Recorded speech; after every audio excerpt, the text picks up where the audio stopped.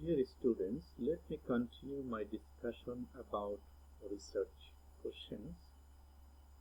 So let me discuss 6 important steps to developing a research question.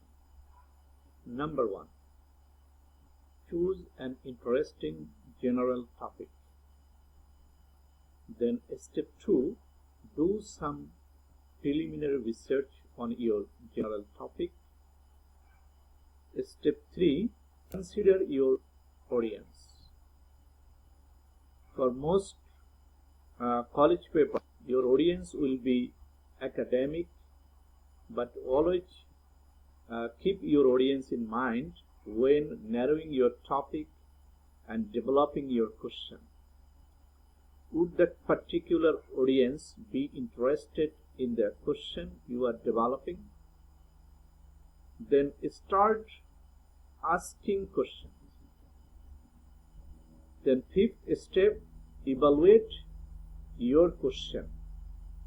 Is your research question clear?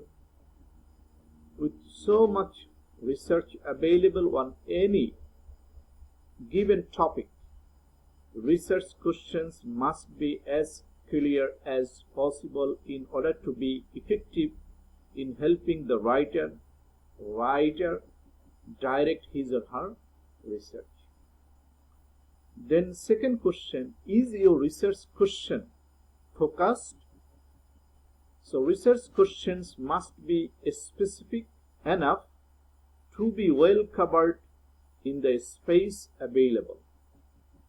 Then third question, is your research question complex?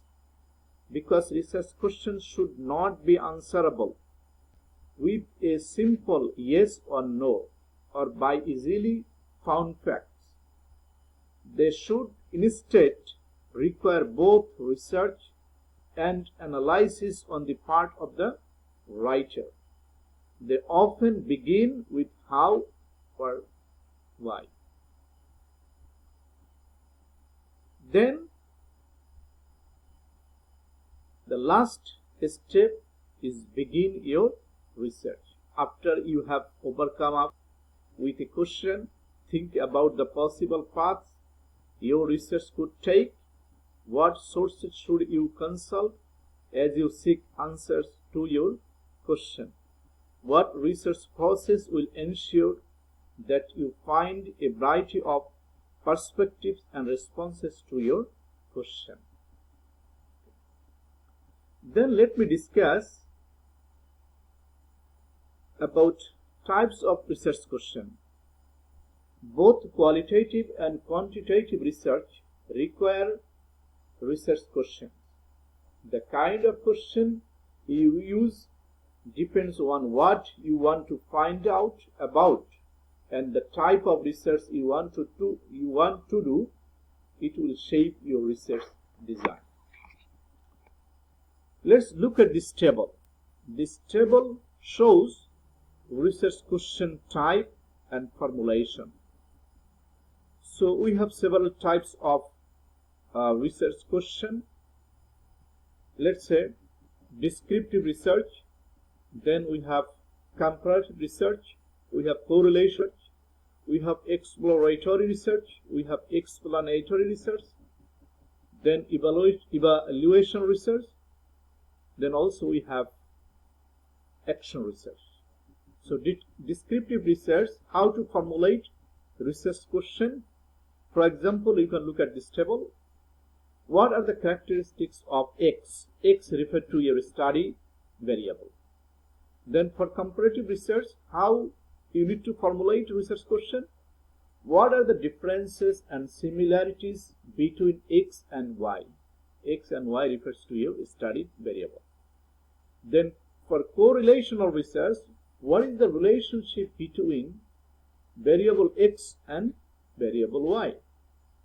Then for exploratory research, you can develop what are the main factors in X, what is the role of Y in Z.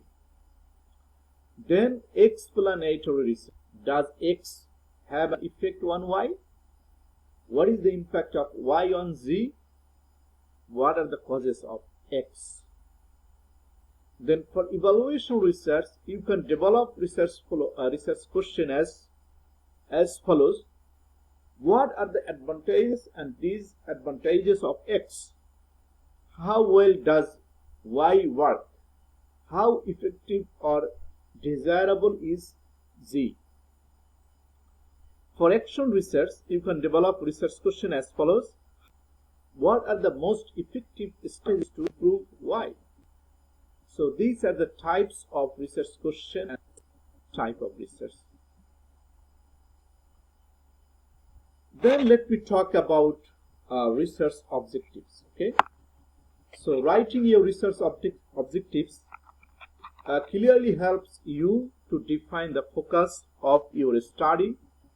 It helps you clearly to identify variables to be measured. Research objectives indicate the various steps to be involved. Then it establishes the limits of the study. Then also it helps to avoid collection of any data that is not strictly necessary. So when you will write your research objectives, you have to be smart. That means you have to make sure that your research objectives are smart. So smart means S means specific. You can see.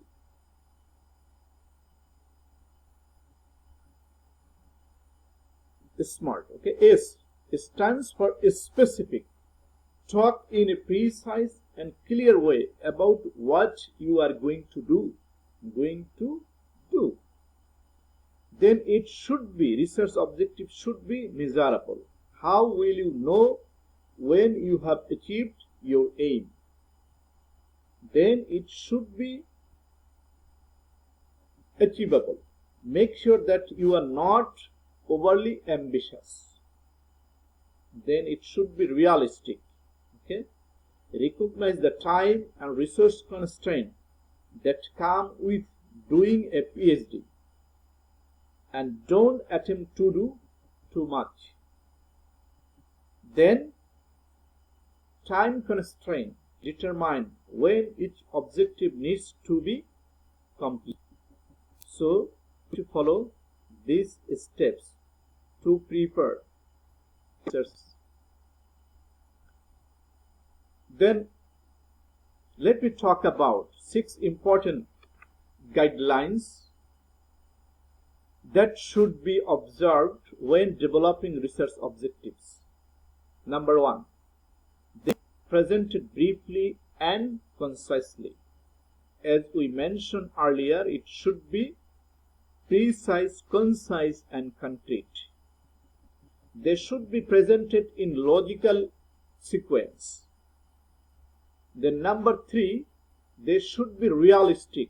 For example, achieved within the expected time frame, achieved within the available resources. Then next one, they should be phrased in operational terms. For example, in a way that brings the organization closer to its business objectives. Then fifth, they should use action verbs that are specific enough to be evaluated or measured. For example, to assess, to determine, to compare, to verify, to calculate, to describe, and so on. Then last important guideline, they should be static once the study work begins. For example, objectives should not be moving targets. So then let me talk about how to state research objectives, how to write research objectives. The aim is the overall purpose of your research. It is generally written in the infinitive form. Use action verbs, as I mentioned earlier, that are specific enough to be evaluated or measured. Like, the aim of this study is to determine, this project aims to explore, then I aim to investigate, and so on. Then let me talk about how to state hypothesis in your research proposal. So what is hypothesis? Hypothesis is a tentative statement about the relationship between two or more variables. So we have two types of hypothesis, the null hypothesis and the research hypothesis. It is also called alternate hypothesis. So what is null hypothesis? So null hypothesis refers to no relationship between the variables. In other words, null hypotheses are statements of equality. For example, there will be no difference in the average score of 9 graders and the average score of 12th graders on the ABC memory test. Okay, this is an example. Okay, so there is no, and this is another example, there is no relationship between personality type and job success. Then third example of null hypothesis is there is no difference in voting patterns as a function of political party. So these are the example of null hypothesis. Then let's talk about the research hypothesis or alternate hypothesis. So what is research hypothesis? Research hypothesis is a definite statement of the relationship between two variables. For example, here are some research hypotheses that correspond with the null hypothesis mentioned earlier.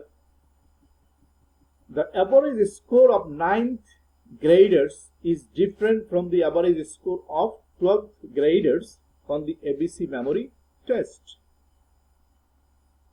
Then second example, there is a relationship between personality type and job success. Then the third example, voting patterns are a function of political party. So each of these four research hypotheses has one thing in common. They are all statements of inequality. Okay, unlike the null hypothesis. So this research hypothesis posits a relationship between variables, not an equality. So the nature of this inequality can take two different forms: directional and non-directional. So how to state non-directional research hypothesis? A non-directional research hypothesis reflects a difference between groups, but the direction of the difference is not specified. For example, the average score of 9th graders is different from the average score of 12th graders on the ABC memory test. Is non-directional, that the direction of the difference between the two groups is not specified. The hypothesis states that there is a difference and says nothing about the direction of that difference. So it is a research hypothesis because a difference is hypothesized, but the nature of the difference is not specified. Then let's talk about directional research hypothesis. A directional research hypothesis reflects a difference between groups, and the direction of the difference is specified. Okay, for example, the average score of 12th graders is greater than, the grader keyword, greater than the average score of 9th graders on the ABC memory test. Okay, is directional because the direction of the difference between the two groups is specified, greater than. Okay, one group's score is hypothesized to be greater than other.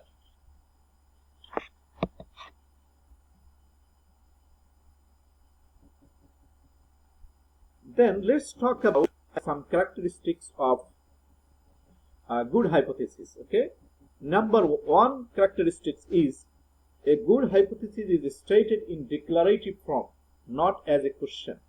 It should be declarative form, not in a question form. Then second characteristic is a good hypothesis posits unexpected